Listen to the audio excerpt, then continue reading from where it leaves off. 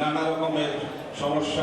শনিবার সকালে জাতীয় প্রেস ক্লাবে জিয়া পরিষদের উদ্যোগে আয়োজিত জুলাই গণঅভ্যুত্থান মাসব্যাপী কর্মসূচি শীর্ষক আলোচনা সভায় প্রধান অতিথি হিসেবে যোগ দেন বিএনপি মহাসচিব মির্জা ফখরুল ইসলাম আলমগীর। জনগণের প্রতিনিধি আমরা নির্বাচন করতে গেলেই বলবো যে এ সময় কিছু কিছু দল পিআর পদ্ধতিতে নির্বাচন চায় উল্লেখ করে এই পদ্ধতিতে কিভাবে নির্বাচন হয় তা সাধারণ মানুষ এখনো জানেই না বলেও জানান তিনি। আনুপাতিক হারে যে পিআর পদ্ধতি নির্বাচন, আমাদের সাধারণ মানুষ তো বোঝেই না যা আনুপাতিক হারের নির্বাচনটা কি।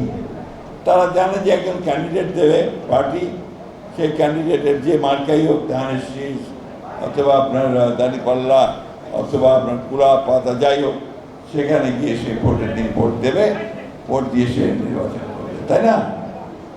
এখন এনারা বলতে শুরু করছে না আনুপাতিক হবে। আনুপাতিকটা কি জিনিস সাধারণ মানুষকে জিজ্ঞেস করে, তারা বলতে পারে না। আমরা যারা রাজনীতি করি কিছুটা বোঝার চেষ্টা করি, তাতে করে ভোট হবে, জনগণ ভোট দেবে, যে দলটি সবচেয়ে বেশি ভোট পাবে তারা তাদের নমিনেশন দেবে পার্লামেন্টে যাওয়ার জন্য। এতে করে আমাদের দেশের সাধারণ মানুষ যারা তাদের এলাকাতে একজন নেতা চায়, প্রতিনিধি চায়, তার কাজগুলো করার জন্য সে একজন নেতৃত্ব খোঁজে, সেটা কোনো মতেই সম্ভব হয় না।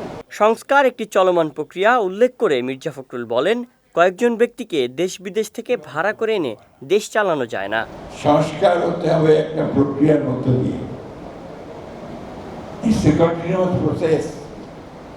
আপনি চাইলেন আর কালকে পুলিশ ঘুষ খাওয়া বন্ধ করে দেবে, এটা মনে করার কোনো কারণ নাই।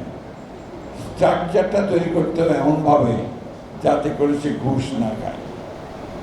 ঠিক একইভাবে আমাদের যে আমলাতন্ত্র, এই আমলাতন্ত্র এটা আমাদের উন্নয়নের পথে একটা বড় বাধা। নেগেটিভ ব্যুরোক্রেসি, নেগেটিভ ব্যুরোক্রেসি থেকে পজিটিভ ব্যুরোক্রেসি করতে হবে।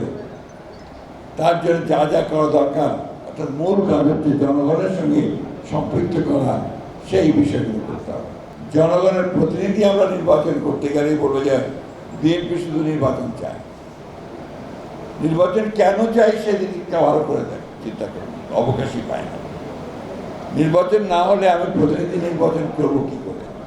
আর প্রতিনিধি নির্বাচনে না হলে সে পার্লামেন্টে যাবে কি করে? আর পার্লামেন্টে না গেলে জনগণের শাসনটা প্রতিষ্ঠিত হবে করতে গেলে কয়েকজন ব্যক্তিকে দেশ বিদেশ থেকে ভাড়া করে নিয়ে এসে কি দেশ চালানো যায়? যায় না।